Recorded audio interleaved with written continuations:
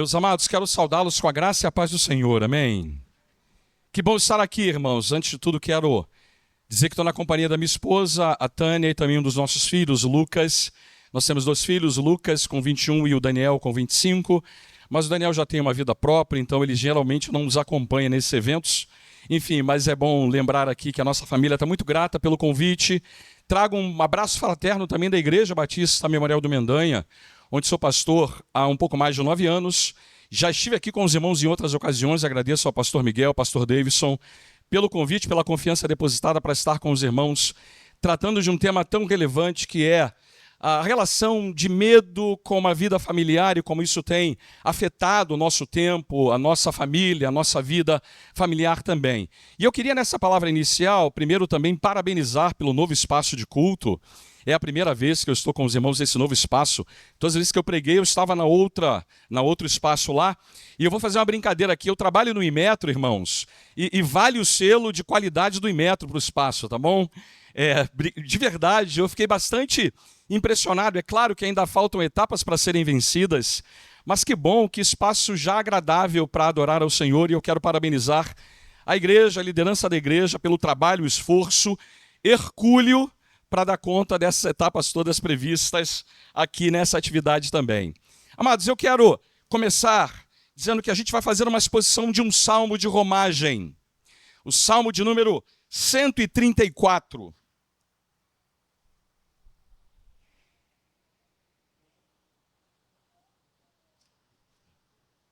Desculpa, irmão, 124. Antes da gente fazer a leitura desse salmo, eu queria só lembrar que esses salmos, são 15 salmos, do salmo 120 ao 134, são aqueles chamados salmos de romagem. Eram salmos que o povo de Deus, no passado, usava como uma espécie de playlist para peregrinação que eles faziam até Jerusalém, pelo menos uma vez por ano. Durante esse tempo de peregrinação, eles cantavam várias músicas, entre as quais se incluem os salmos de romagem, os salmos de peregrinação, ou também salmos de degraus, porque havia uma relação entre o número de degraus que estavam antes do acesso ao templo, e, portanto, é uma referência também a esse elemento histórico. As famílias se reuniam, então elas caminhavam por dias em tendas, fazendo acampamentos, acompanhadas dos seus filhos, com animais para serem oferecidos no templo de Jerusalém. E esses salmos, eles tratam de uma série de temas que o povo de Deus do passado e eu e você experimentamos no nosso tempo de peregrinação sobre a terra. Olha, a lista de temas relacionados desses salmos é muito grande, muito variada. Como, por exemplo, você vai encontrar nesses salmos temas como medo, angústia, esperança, confiança, tristeza, adversidade, queda, confissão de pecados, gratidão, encorajamento. Esses salmos eram uma espécie de GPS. Eu usei a palavra bússola, mas talvez você não entenda a bússola. GPS é melhor, né? GPS é aquilo que os peregrinos encontram como perigos no caminho. E a maneira como eles devem desfrutar da companhia de Deus nessa peregrinação. Mais do que isso, esses salmos ajudavam o povo de Deus do passado a lidarem com as dificuldades que eles enfrentariam nessa jornada. E aqui, irmãos, eu quero fazer a conexão direta com os medos, com as ansiedades, com as adversidades. Era importante que o povo, ao ler esses salmos, ao cantar esses salmos, se apropriassem de que eles estavam sendo lembrados do Deus a quem eles serviam. Eles deveriam ser encorajados, protegidos, direcionados para compreender isso de maneira muito apropriada no coração e na vida deles. Então quero começar lendo o Salmo 124, que é um desses salmos de romagem, e com base nele quero tratar então do tema os medos que a gente tem com os perigos que a vida nos traz. Vamos então ler o Salmo. Quero que você acompanhe de acordo com a versão que você tem em mãos. Não fosse o Senhor que esteve ao nosso lado, Israel que o diga. Não fosse o Senhor que esteve ao nosso lado, quando os homens se levantaram contra nós e nos teriam engolidos vivos. quando a sua ira se acendeu contra nós. As águas nos teriam submergido, e sobre a nossa alma teria passado a torrente. Águas impetuosas teriam passado sobre a nossa alma. Bendito o Senhor que não nos deu por presa aos dentes deles. Salvou-se a nossa alma como um pássaro do laço dos passarinheiros. Quebrou-se o laço e nós nos vimos livres. O nosso socorro está em o nome do Senhor, Criador do céu e da terra. Amém, irmãos? Eu vou tirar aqui esse microfone que não está funcionando comigo.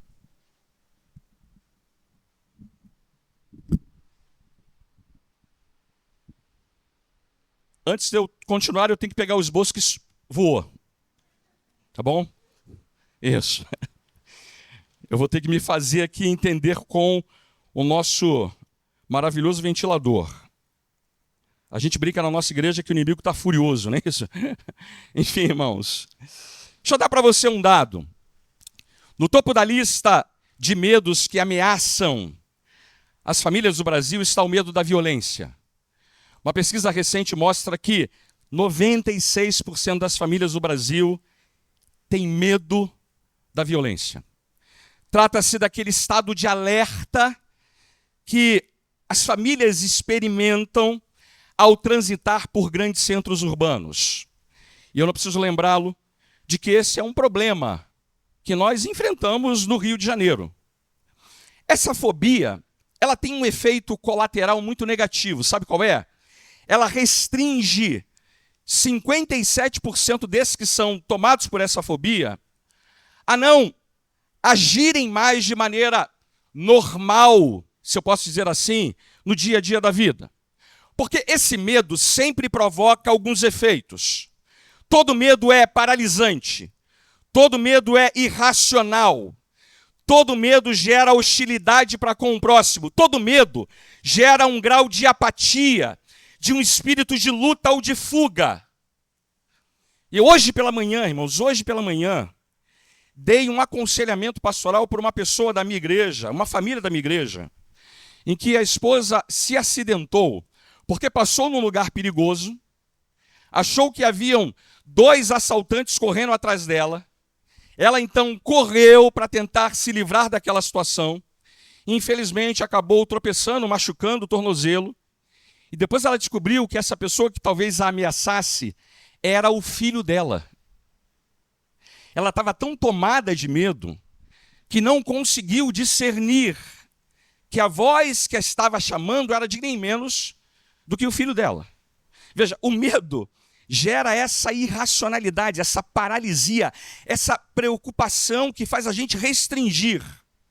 E veja, eu queria lembrar para os irmãos que os perigos da vida, esses medos que acompanham tais perigos, não são uma novidade do nosso tempo. Eles acompanham a humanidade desde o dia que a gente foi expulso do Éden. Não é verdade? Sabe qual foi o primeiro efeito que o pecado teve na nossa vida? Qual foi o primeiro efeito que o pecado teve na nossa vida? Medo. Medo. Lembra que Deus fala para Adão: Adão, onde tu estás? E ele fala: Senhor, eu tive medo e me escondi. O medo, portanto, é essa primeira experiência que faz parte da vida humana depois que nós fomos expulsos da presença de Deus. E desde então, esse medo vem acompanhando a humanidade, vem acompanhando as famílias. Chegou a níveis agora, de fato, muito acima de uma média aceitável. Portanto, essa noite, eu quero de verdade chamar a atenção para a mensagem desse salmo, porque a mensagem dele tem muito para nos ensinar sobre a maneira certa de lidar com esse tipo de medo. De verdade, irmãos, a mensagem central do salmo, depois da leitura que nós fizemos, é muito clara. O Senhor está ao nosso lado. Podemos vir a experimentar todo tipo de adversidade na nossa peregrinação sobre a terra, mas a companhia dele nos garante que podemos caminhar livres do medo, livres dos perigos que nos cercam e do efeito que eles possam ter sobre a nossa vida durante toda essa peregrinação. É isso que o Salmo quer nos ensinar. E a gente vai ver como é que isso aparece em detalhes na passagem. A primeira pergunta que eu quero fazer à passagem é a seguinte: em que condições Davi escreveu esse salmo?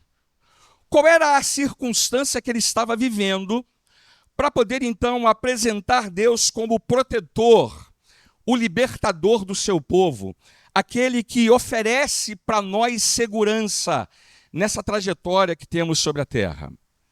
Eu sei que eu não tenho uma resposta final para essa pergunta. Existem algumas possibilidades que explicariam o que está por trás de Davi ter escrito esse salmo.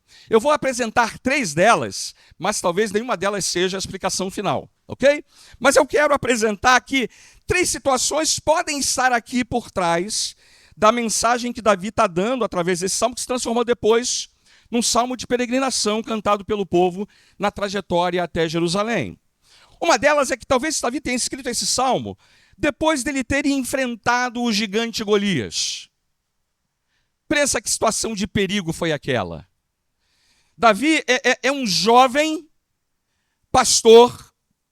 Ele vai até lá, o campo de batalha, para levar alimento para os seus irmãos, e vê aquele gigante insultando o povo de Deus, e percebe que ninguém está disposto a enfrentar aquele gigante.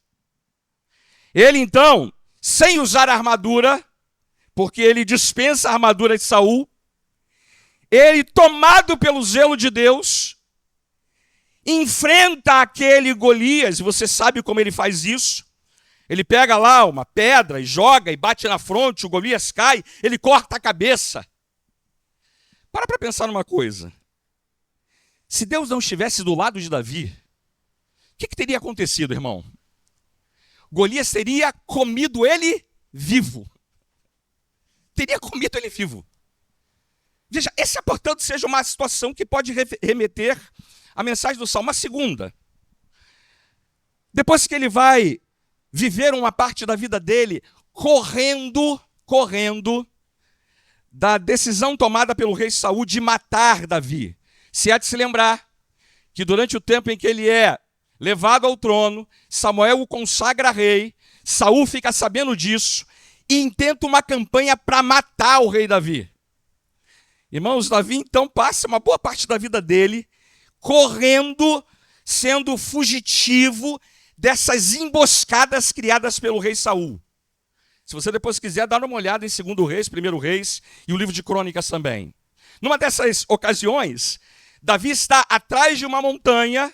O rei Saul chega com o seu exército, ele está dividido apenas por uma montanha, aí chega uma notícia de que Saul tem que voltar para guerrear contra os filisteus. Se aquele momento não tivesse sido interrompido por essa notícia que fez Saul voltar, certamente Davi teria sido entregue nas mãos dos seus inimigos, e a ira deles teria se levantado contra ele e ele teria morrido. Veja, mais uma vez uma situação de perigo, em que Deus esteve ao lado de Davi e o protegeu numa condição extremamente perigosa.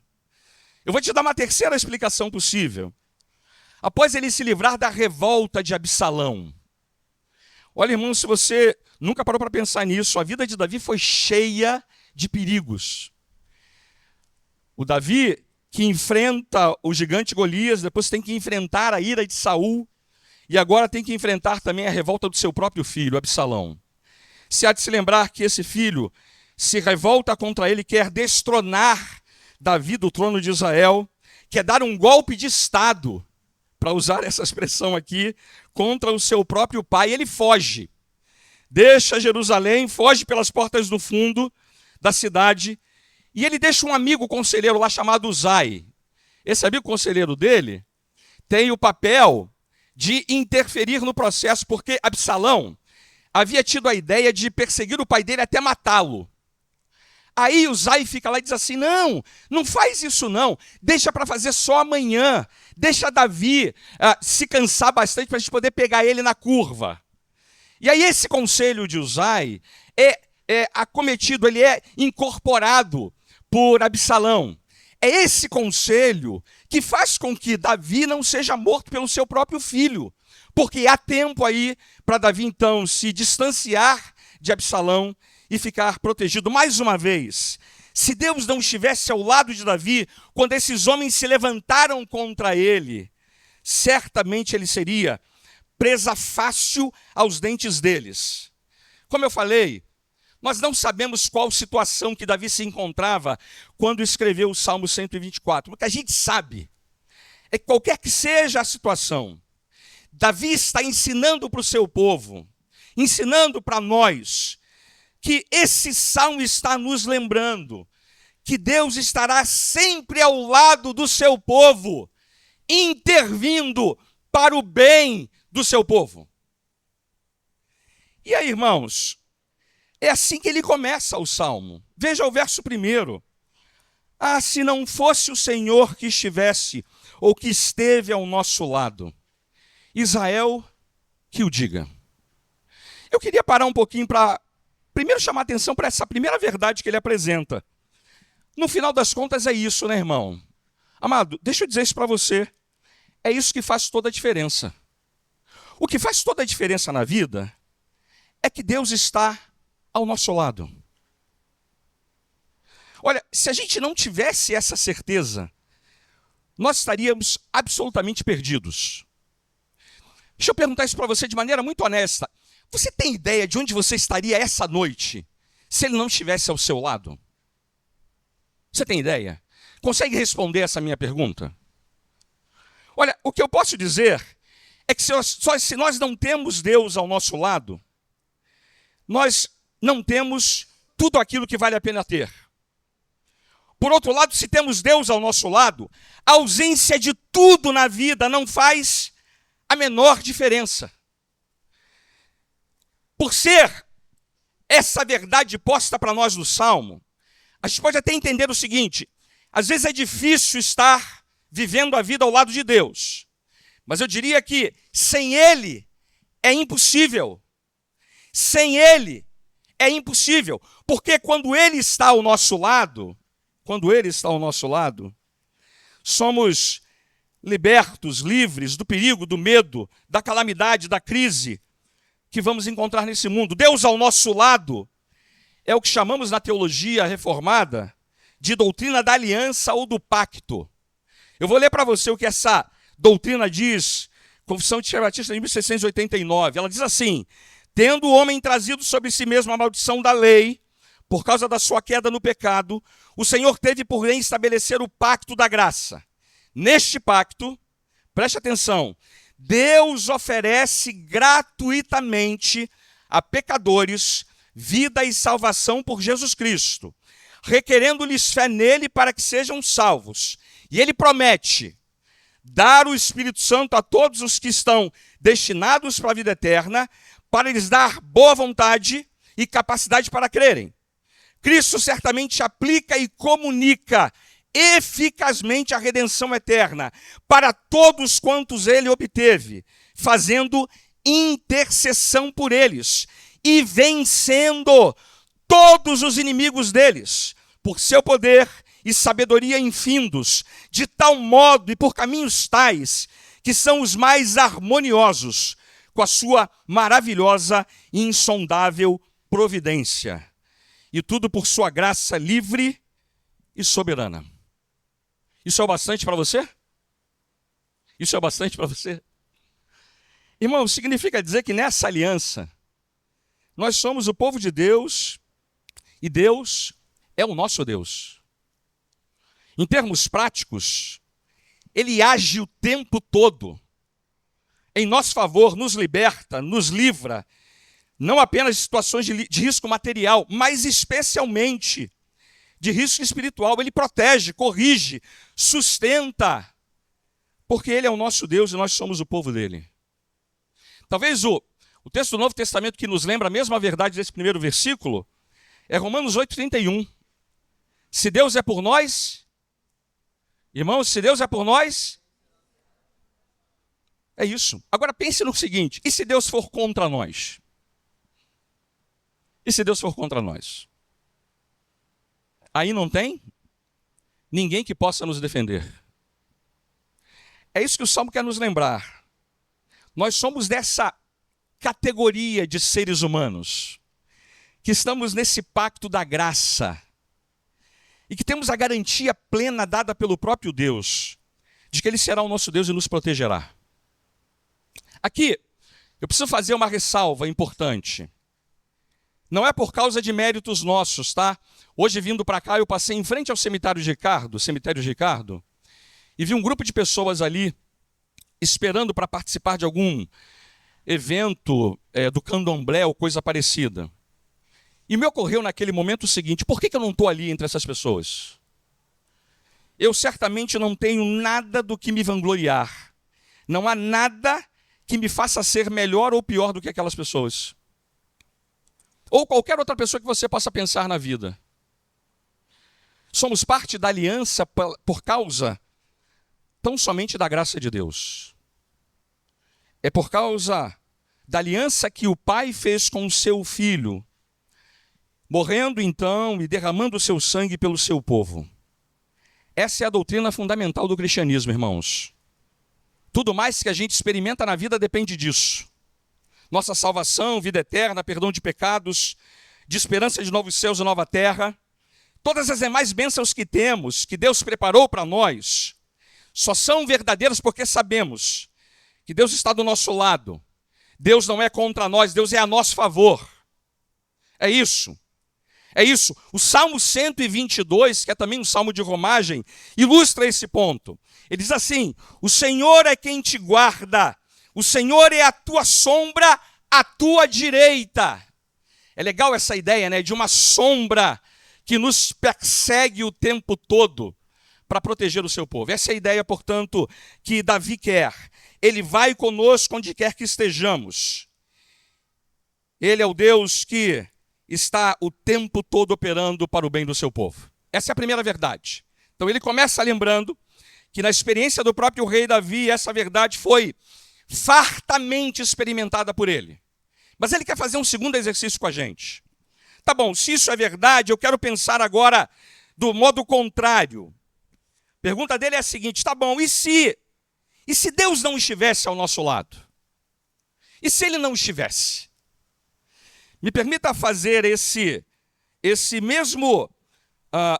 essa mesma aplicação do texto. E se ele não tivesse? E ele faz do verso 2 até o verso de número 7, uma série de metáforas que ele vai usar para descrever essa condição que ele está supondo para nos revelar a importância dessa presença santa e bendita de Deus, dirigindo, abençoando, protegendo o seu povo. Ele começa no verso 2 dizendo assim: se não fosse o Senhor que esteve ao nosso lado, quando os homens se levantaram contra nós e nos teriam engolidos vivos. A primeira metáfora é: nós teríamos sido engolidos pela terra quando ela abriu uma fenda e os engoliu. Esses inimigos de Deus foram engolidos literalmente, devorados vivos. E às vezes é isso mesmo que Davi quer que a gente perceba. Embora não seja uma descrição literal do que possa acontecer em nossa vida, ele está dizendo que às vezes os terremotos da vida, irmãos, as aflições, os perigos que nos cercam, parecem querer nos devorar vivos. É isso mesmo. Problemas no casamento, com filhos, com patrão, com decepções, com insegurança. Foi o que o profeta falou, né? O profeta Jeremias falou uma vez sobre ele mesmo. Nabucodonosor, rei de Babilônia, devorou-me, colocou-me de lado, fez de mim um vaso vazio, como chacal me tragou, encheu o seu ventre das minhas delicadezas, lançou-me fora. Que linguagem dura, né? Tais terremotos podem estremecer a gente, como estremeceram o apóstolo Paulo. Porque não queremos, irmãos, que ignoreis a tribulação que me sobreveio na Ásia, pois que fomos sobremaneira agravados mais do que podíamos suportar, de tal modo que até da vida desesperamos.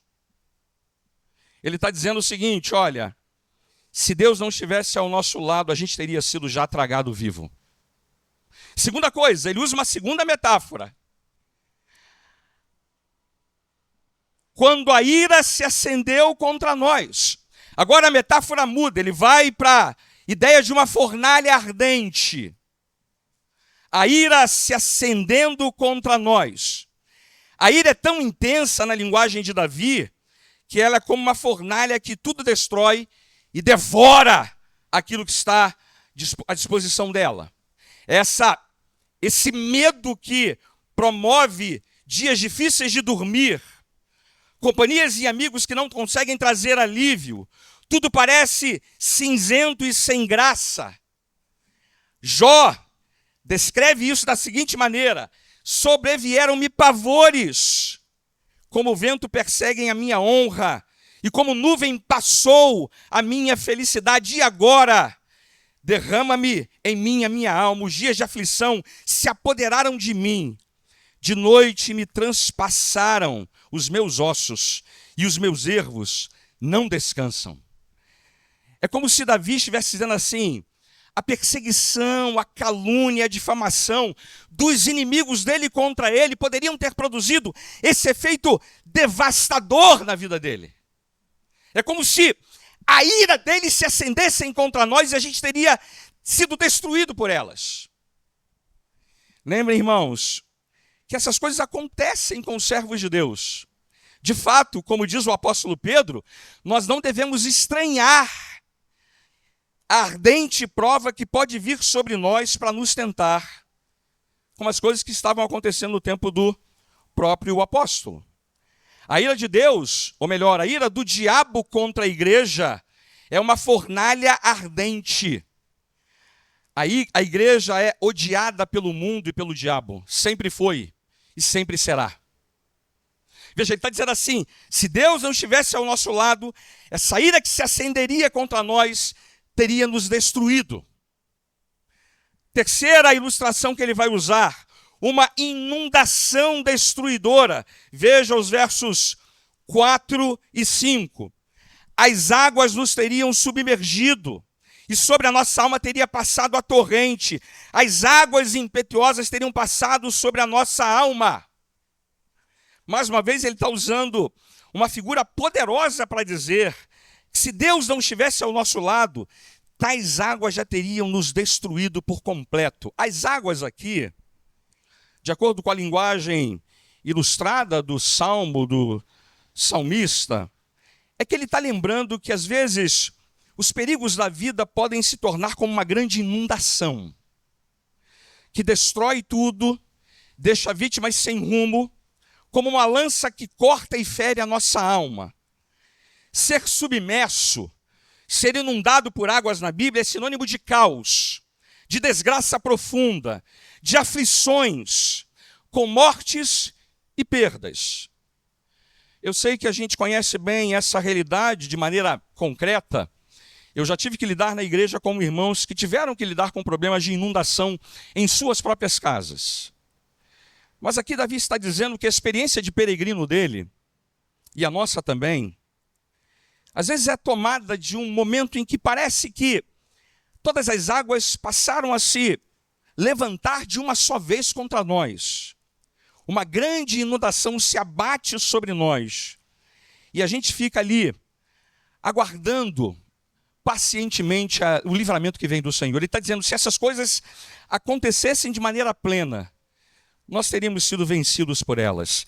O Salmo 69, versos 1 e 3, dá para a gente uma linguagem parecida com essa ideia. Ele diz assim: livra-me, ó Deus, pois as águas entraram até a minha alma. Atolei-me em profundo lamaçal, onde se não pode estar em pé. Entrei na profundeza das águas, onde a corrente me leva. Estou cansado, Senhor, estou cansado de clamar. A minha garganta se secou. Os meus olhos desfalecem esperando o meu Deus. Ele está dizendo, se a gente não tivesse a companhia do Senhor, essas coisas já teriam destruído a nossa vida. E aí, irmãos, como se não bastasse, ele passa a dar para nós agora mais duas ilustrações que não vêm mais dos elementos da terra, da água, e não tampouco da ira. Agora ele muda para usar animais, para mostrar que se Deus não estivesse ao nosso lado, esses animais já teriam também nos consumido. E ele passa a usar a fala de um animal no verso 6 e de um outro animal no verso 7. Diz assim: bendito o Senhor que não nos deu por presa aos dentes deles. De que animal ele está falando aqui? É o que tudo indica, conhecendo bem talvez a história de vida de Davi, ele esteja pensando num grande leão, ok? A ideia aqui é que ele está dizendo assim, olha, se Deus não estivesse comigo, os leões que eu enfrentei já teriam me destruído. E aí você há de se lembrar que, em geral, você não consegue se livrar do ataque de um leão, né? Eu, pelo menos, não conheço nenhum leão vegetariano, nenhum leão vegano. Você conhece? Não, leões em geral têm um apetite voraz. E quando eles encontram uma presa, em geral, não dão muita opção para essa presa. Eles são muito competentes para destruir, tragar, engolir e comer essas presas. Mas você sabe que o próprio Davi, pessoalmente, em algumas ocasiões, depois de ter lutado com Golias, ele diz isso, ele também foi, em alguns momentos, livre da boca de leões. É isso. Ele também já tinha brigado com o urso. Sabe que uma vez eu estava nos Estados Unidos e vi um urso pardo. É um animal que amedronta só pela presença. Você não tenta fazer nada diante de um urso. A ideia é que Davi está dizendo assim, eu sei o que é enfrentar esses animais. E eu sei também que eu só não fui devorado por eles, porque Deus esteve ao meu lado. Porque Deus esteve ao meu lado. E aqui, irmãos, eu queria permitir que eu fizesse um paralelo meio metafórico aqui, porque o leão é uma imagem usada para descrever a pessoa bendita do Senhor Jesus Cristo. Mas tem uma outra figura que se utiliza do leão. Se há de lembrar comigo que o apóstolo Pedro diz que o diabo é como um leão que anda ao derredor da igreja, ao derredor do povo de Deus, procurando a quem ele possa devorar. Davi está dizendo assim, se a gente não tivesse na companhia do Senhor, esse leão já teria tragado a gente. Você entende isso, irmão? Que você está sendo protegido, exatamente como disse sobre o apóstolo Pedro, né? Jesus fala isso para Pedro. Pedro, o leão quis acabar com você, mas eu intercedi e não permiti que tal coisa acontecesse. Como disse o autor do hino, Lutero, se nos quisessem devorar demônios incontáveis, eles não podem agir contra nós, porque estamos na companhia daquele que nos protege, o Senhor Jesus Cristo. Então ele está dizendo assim, lembra disso, se Deus não estivesse ao seu lado, tudo isso que eu estou descrevendo já teria acontecido. Ou você teria sido pego, engolido vivo, a ira teria se acendido contra você, as águas teriam submergido, e a torrente delas teria passado sobre você, águas impetuosas. Bendito seja o nome do Senhor que não nos deu por presa aos dentes do grande leão. Na verdade, um bichano que pensa que é um grande leão, mas que na verdade está sob a custódia do Senhor Jesus Cristo.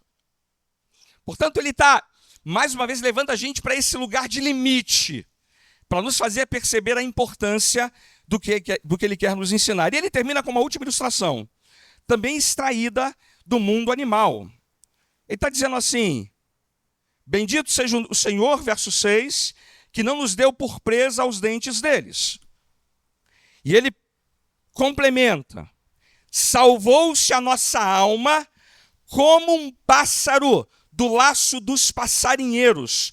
Quebrou-se o laço e nós nos vimos livres. Quem é que livrou aqui Davi desse laço do passarinheiro? O próprio Deus, porque estava ao lado dele. E a ideia aqui é muito aquilo que nós compreendemos lendo o texto. As aflições, né? As tentações podem vir para nós como um laço, podem vir para nós sob a forma de uma armadilha. Davi sabia que o laço dos passarinheiros, a armadilha para capturar passarinhos, funcionam se forem muito bem camufladas. Funcionam se elas forem acompanhadas de uma isca, de um petisco. O autor da armadilha está bem perto, sutil, em silêncio, esperando a sua presa, calmamente, pacientemente. Eu me lembro da minha infância, voltando ao sepultamento lá, ao cemitério de Ricardo, eu gostava de pegar biquinho vermelho, ou tizil. E sabe o que eu fazia para usar como armadilha para pegar esses animais? Visgo de jaca. Você bota visgo de jaca, eu estou ensinando para os irmãos aqui, não. Visgo de jaca em cima das sepulturas.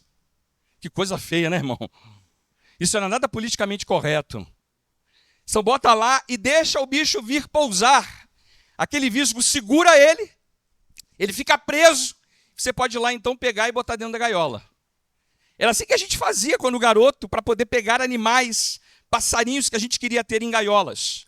Davi está usando a mesma ideia, irmão. Nós somos como pássaros que podem ser atraídos por esse tipo de tentação. E esses pássaros que são aqui uma representação de cada um de nós, podem ser mantidos acorrentados ao laço dos passarinheiros. Se a gente não tivesse a companhia de Deus, que foi aquele quem quebrou o laço, e nós nos vimos livres. Aqui, a ideia é daquela mesma recomendação que a mãe deu para o seu filho, quando disse assim: meu filho, muito cuidado, o diabo tem sapatos de algodão. Meu filho, o mundo à nossa volta não é um parque de diversões. Meu filho, o mundo é cheio de ciladas que querem nos aprisionar. Meu filho, a nossa luta não é contra a carne, mas contra os principados, potestades, autoridades, contra os dominadores deste mundo de trevas, contra as forças espirituais do mal nas regiões celestiais. Meu filho, fique muito esperto sobre as ciladas do diabo, das setas e dos dardos inflamados do maligno. Essas ciladas são esses ataques, atalhos, tentações que querem nos levar para longe de Deus, nos fazer cair em pecados, e a gente não é forte o bastante para resistir a elas, se Deus não estiver do nosso lado. É isso que Davi quer nos fazer entender. Davi está dizendo para nós que a nossa vida sobre a terra está sendo preservada o tempo todo de todas essas armadilhas, de todas essas investidas, porque ele está ao lado do seu povo. E eu queria terminar, antes de fazer as aplicações desse texto, fazendo a seguinte pergunta: por que a gente ainda não foi engolido vivo? Por que a gente está sendo preservado? Por que os terremotos, os perigos da vida, não nos destroem? As aflições do fogo ardente, da ira ardente, a inundação destruidora, o inimigo das nossas almas não pode nos dilacerar? Por que não somos presos a essas ciladas tentadoras do diabo? A resposta desse salmo é única e direta. Deus é o autor de todas as nossas libertações. E somente Ele deve ter toda a glória. Não fosse o Senhor que estivesse ao nosso lado. Nosso socorro está no nome daquele que é o Criador dos céus e da terra.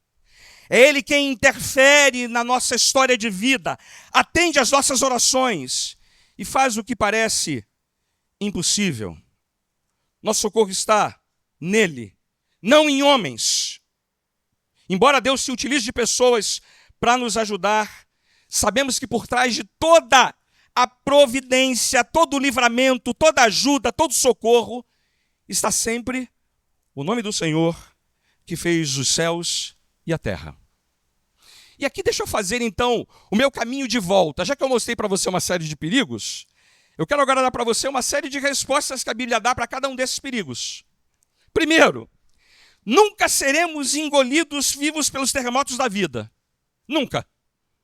E a garantia disso, irmãos, é que Deus está sempre preservando a nós. O mesmo apóstolo que falou de que em alguns momentos ele quase teve medo de perder a própria vida, ele falou assim: mas já em nós mesmos tínhamos a sentença de morte, para que não confiássemos nós em nós mesmos, mas em Deus, que ressuscita mortos, o qual nos livrou de tão grande morte e livra, em quem espera nele, também será liberto. Segunda coisa, a fornalha da ira dos inimigos não nos destruirá. Lembra de Daniel 3? Sadraque, Mesaque e Abidnego foram lançados na fornalha de fogo, mas a presença de Cristo esteve ali para libertá-los. Não temas, porque eu te remi. Chamei-te pelo teu nome, tu és meu. Quando passares pelas águas, estarei contigo, e quando pelos rios, eles não te submergirão. Quando passares pelo fogo, não te queimarás, nem a chama arderá em ti, porque eu sou o Senhor teu Deus, o Santo de Israel, o teu Salvador. As inundações destruidoras do caos não nos alcançarão. Estamos seguros pela presença de Deus, porque já estamos em Cristo. E não seremos devorados como presas pelo diabo, porque Cristo é nosso Senhor. Ele veio destruir as obras do diabo.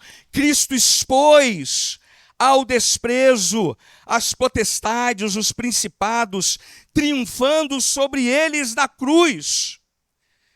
Submetidos então a ele, podemos resistir ao diabo e ele há de fugir de nós, irmãos. Não permanecemos presos, enganados pelas ciladas tentadoras de Satanás, porque Deus quebra o laço e nós vamos sempre escapar livres. É como Paulo disse, né? Não veio sobre vós tentação senão humana, mas fiel é Deus que não vos deixará tentar acima do que podeis. Antes, com a tentação, dará também o escape para que a possais suportar. A Escritura nos lembra, irmãos, o tempo todo que somos fortalecidos no Senhor e na força do seu poder, revestindo-nos, portanto, de toda a armadura de Deus para ficarmos firmes contra as ciladas do diabo. É por isso que o Salmo termina: o nosso socorro está em o nome do Senhor, Criador do céu e da terra. Então agora eu posso terminar a minha exposição fazendo para você 3 aplicações muito breves e muito objetivas.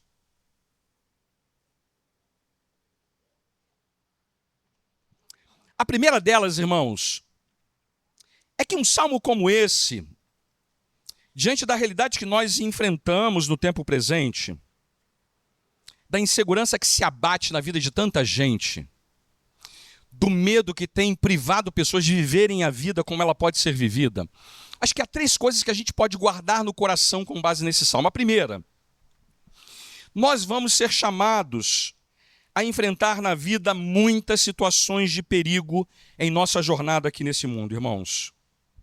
Isso não deveria nos surpreender. Mas olha, deixa eu dizer isso para você. Embora esses momentos sejam reais e eles passam a ser experimentados por nós, nosso socorro vem do Senhor, irmão. Nosso socorro vem do Senhor. Vou repetir isso. Nosso socorro vem do Senhor. Olha, eu sei que essa igreja não é contaminada por aquela ideia falsa, tão popular no Brasil, de que se Deus estiver do nosso lado, nada de ruim vai nos acontecer. Não é isso que eu estou falando aqui, não. Não, eu sei que vocês não entendem as coisas dessa maneira. O fato de Deus estar ao nosso lado não quer nos garantir que a nossa vida vai sempre ser tranquila, sem perigo, sem aflição, sem problema e sem dificuldade. Quando chegar esse dia, você está no céu, irmão. Entendeu? Não está mais aqui, não. Já está no céu. Aqui, mesmo tendo Deus ao nosso lado, passaremos sim por perigos, aflições, crise de relacionamento, dificuldade financeira, decepção e medo. É isso mesmo. Corremos o risco de nos envolvermos com o pecado de maneira séria, nos afastarmos do Senhor, sermos enganados por algum tempo, hostilizados pelo mundo, Nossa vida vai ser cercada de ameaças, como Davi experimentou. Mas nessa hora, podemos clamar por Deus, por socorro, na garantia que o Salmo 124 nos dá.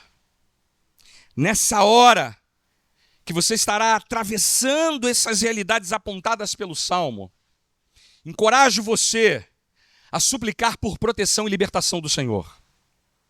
Ele nunca desampara os seus. Não deixa o medo tornar você irracional nessa hora. Enche o seu coração das verdades desse salmo, porque ele garante para nós que Deus sempre estará trazendo socorro, Criador dos céus e da terra, ao seu povo. Segunda aplicação. Às vezes Deus gosta de fazer uma outra coisa com a gente. Deus nem sempre nos liberta, retirando de imediato os perigos e as ameaças da nossa peregrinação. Ele às vezes faz assim, às vezes ele tira rápido, mas às vezes ele prefere não fazer dessa maneira. Às vezes, ter Deus ao nosso lado significa que a gente vai ter que acreditar, confiar, que Ele fará o melhor por nós, mesmo quando isso incluir não nos livrar de imediato das aflições, dos perigos, do sofrimento, da dor, da angústia, das provações. Lembra de uma coisa, irmãos? É através dessas coisas que às vezes Deus nos desperta para um fim maior, nos tornar mais semelhantes a Jesus. Eu diria que a frase que o Spurgeon usa é muito apropriada aqui. Os sofrimentos da nossa vida são oficina de Deus. Deus gosta de usar esses momentos para poder lapidar a gente, né? Lapidar a gente. Isso às vezes é doloroso. Mas com Deus ao nosso lado, então a gente entende que a doença, o sofrimento, a perda, a dificuldade financeira vai nos tornar crentes mais maduros. Árvores que não atravessam o inverno não frutificam. Crentes que não passam por esses momentos não se tornam mais pacientes, semelhantes a Cristo. Esses momentos nos fazem nos desapegar dos amores deste mundo e passamos a desejar mais o reino vindouro de Cristo. Então veja, o bem maior que nós temos nessa vida, irmãos, é o próprio Deus. Não é a segurança financeira, não é o bem-estar da nossa família, não é nenhuma outra coisa. A ideia desse salmo é: lembre que tê-lo ao seu lado é tudo que você precisa. Vou dar um exemplo mais gritante disso.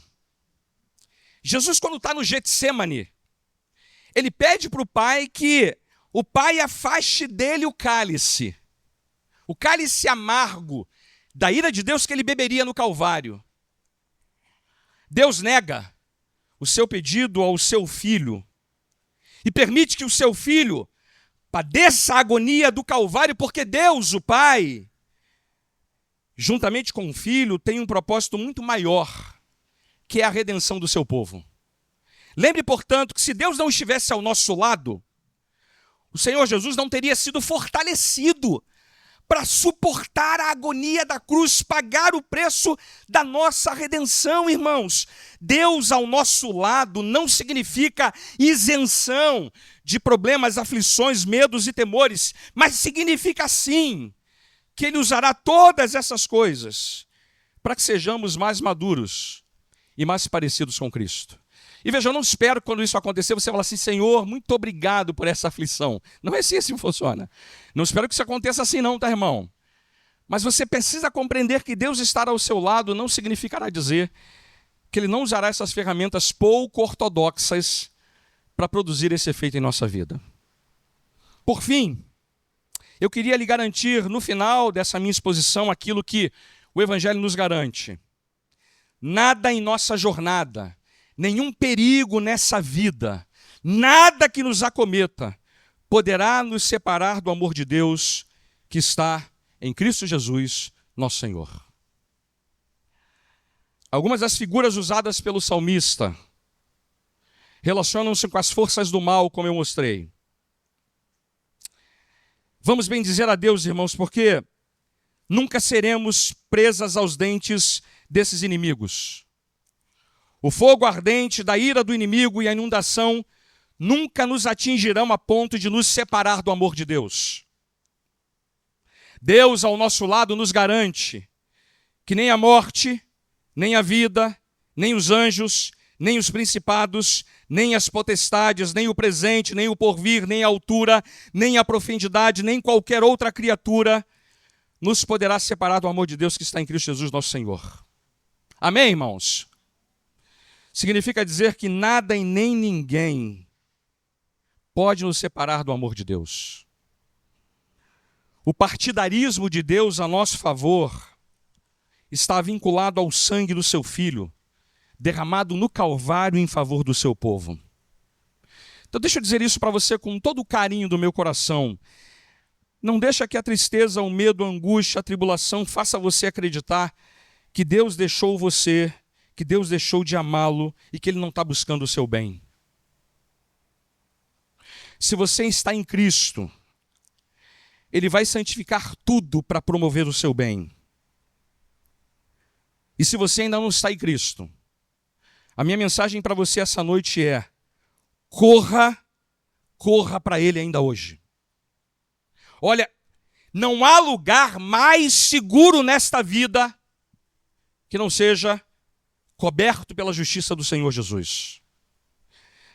Cristo, pelo seu grande amor e misericórdia, morreu e ressuscitou para livrar pecadores do maior de todos os perigos, a condenação eterna que os nossos pecados merecem com justiça. Que Deus abra, amado, os seus olhos para que você se livre de não rejeitá-lo mais e viver sendo guiado, dirigido, protegido e na companhia dele como teu Salvador e Senhor. Que todos nós possamos ouvir com muita atenção o que esse salmo está nos ensinando. Por isso não temas, eu estou contigo. Não te assustes, pois eu sou o teu Deus. Eu te fortalecerei e te ajudarei. Eu te sustentarei com a minha mão direita vitoriosa. Isaías 41, 10. Fica de pé, amado, vamos orar ao Senhor.